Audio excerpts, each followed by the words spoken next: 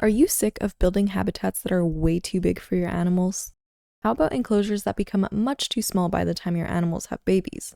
Well, I'm back with Holga and some new camel friends to give you all the tools for designing the perfectly sized enclosure every time.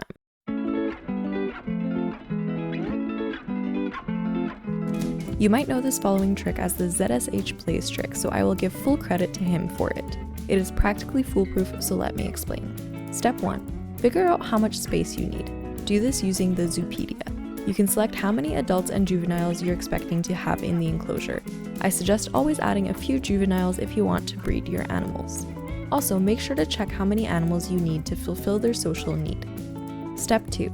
Once you have your area number, you'll need to find the square root. This number tells you how long each side of the enclosure needs to be. Step 3.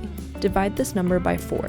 The wall panels are 4 meters long, so this will tell you how many panels you need. Make sure to round up.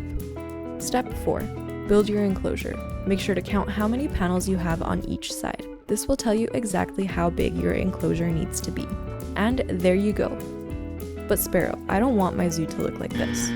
Okay, I hear you. Don't want a square? Let's go back to grade school.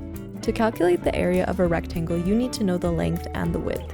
So if you have the area of the rectangle, you can decide on the length of one side and then divide the area by it. Width equals area divided by length.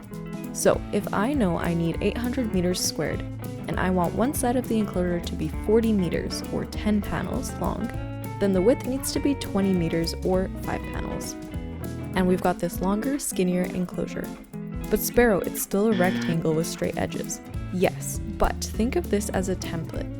Feel free to play with the edges, make the shape more organic, and stick closest to the lines. Then you can come up with habitats that are shaped like this, or this, or this. And that will make your zoos much nicer to look at. But wait, that's not all. We also have circular enclosures. In this case, you'll need to plug the numbers into a circle calculator, link in the description, to find the diameter or length across. In this case, we got a decimal number, so that means our walls won't line up exactly, but that's a worry for another time.